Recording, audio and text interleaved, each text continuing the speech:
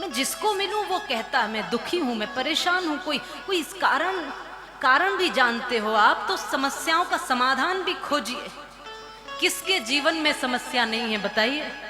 सभी के जीवन में समस्या है, लेकिन समस्याओं से रोने वाले लोग कभी समस्याओं का समाधान नहीं ढूंढ पाते। इसलिए समस्याएं सबके जीवन में आएंगी, समस्याओं को जीते हुए और उन्हीं समस्याओं से पार होने का रास्ता हमको ही निकालना है।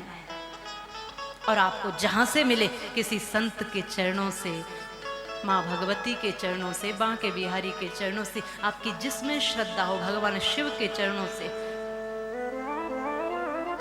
सभी शक्तियां श्रेष्ठ हैं, दिव्य हैं, महान हैं, क्योंकि ये सभी शक्तियां उसी एक आदि शक्ति से जुड़ी हुई हैं और उसी एक आदि शक्ति से सभी पोषित हो रही हैं। इसलिए जहां से आपको चेतना मिले वहां से ले लीजिए, लेकिन जीवन को धर्ममय और सत्यमय बनाइए, जीवन को सुंदर बनाइए।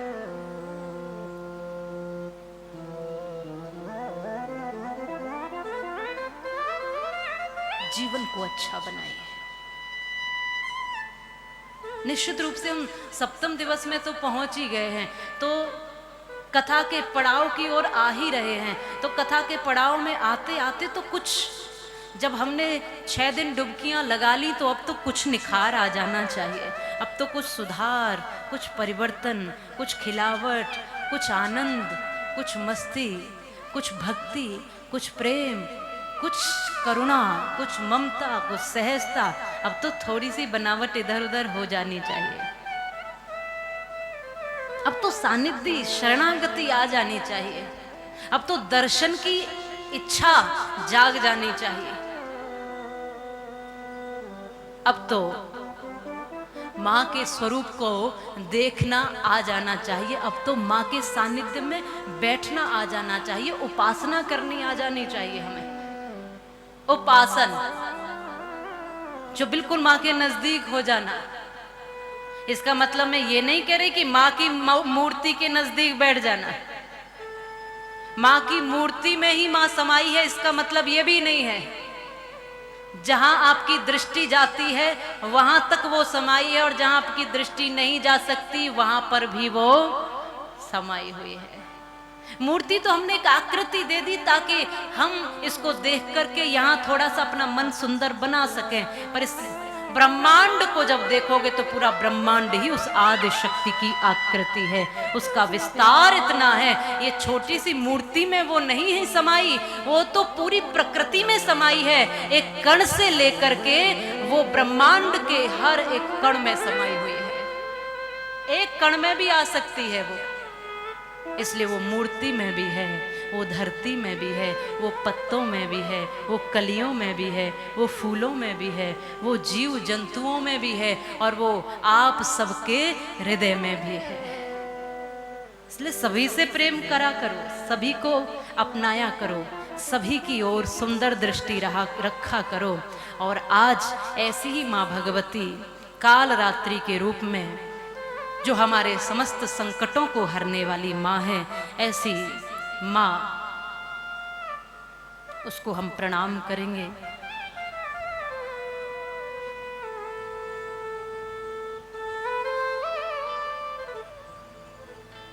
जयत्वं देवी चामुंडे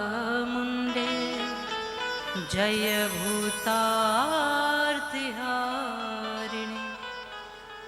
जय सर्वगते देवी कालरात्रि नमोस्तुते।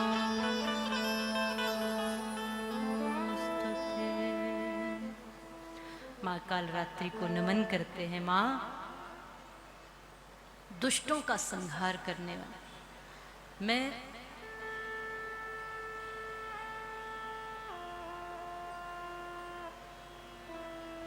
विशेषकर आगे वाली माताओं से ये निवेदन करती हूँ कि वो अपनी कथा को नाहक कहा करें और माँ भगवती की कथा को सुने, क्योंकि एक एक शब्द बड़े परिश्रम के बाद, भक्ति और साधना के बाद यहाँ रखा जाता है। शायद आपको आसानी से मिल गया है, कोई आपका परिश्रम इसमें लगा नहीं, इसलिए आपको इसकी महिमा नहीं पता है, लेकिन आपको पता चलेगा कि उन ऋषियों ने एक एक ज्ञान का शब्द अपने जीवन का बलिदान देकर दिया है।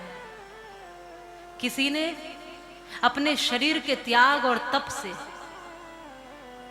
अपने, कहते हैं ऋषि पाणिनि ने एक शब्द लिखना था और सामने शेर था, या तो एक शब्द लिख जाते और अपना आहार बन जाते शेर के मुख में, या फिर वो शब्द छोड़ के वो चले जाते और भाग जाते। उन्होंने वो शब्द लिखना जरूरी समझा कि मैं अपनी आने वाली पीढ़ी को ये धर्म का शब्द देकर जाऊं, चाहे मेरे प्राण समाप्त हो जाएं, पर धर्म और ये शब्द बचे रहने चाहिए। अपने शरीर तक का त्याग करके, और शेर ने उनको खा लिया, अपना भोजन बना लिया, लेकिन वो शब्द देकर चले गए। इतने त्याग से ये शब्द मिले हैं। शायद इसकी हमको महिमा तब पता चलेगी जब हम कुछ परिश्रम करेंगे, कुछ जिएंगे, इनकी भावनाओं को समझेंगे। व्यासपीठ की महिमा को जिस दिन समझेंगे, व्यासपीठ पर बैठना और व्यासपीठ को समझना, और ये जहां जो पोथी रखी है इसकी गरिमा, इसको सर पर ऐसे ही धारण नहीं किया जाता। इसमें संपूर्ण माँ भगवती के अनेकों रूपों की शक्तियां समाहित हैं। इसलिए हम जब आरती करते हैं तो व्यासपीठ की करते हैं और माँ भगवती की इस पोथी की करते हैं, क्योंकि वो माँ का स्वरूप हमें दिखाई दे रहा है, लेकिन ये अदृश्य रूप में एक एक शक्ति इसमें विराजमान है, क्योंकि एक एक शब्द शक्ति का स्वरूप है।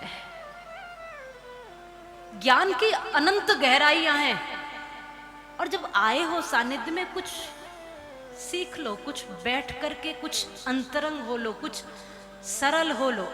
ये सब तो हमेशा चलता रहेगा। जीवन का एक एक पल अनमोल है, और कहाँ बैठ के हमें क्या करना है, इतनी सी बात हमको अगर समझ में नहीं आई तो सही मायने में हम अभी मनुष्य नहीं बने हैं। क्योंकि मनुष्य के पास बड़ा विवेक और बुद्धि होती है, उसको कब क्या करना है यही तो सीखना है।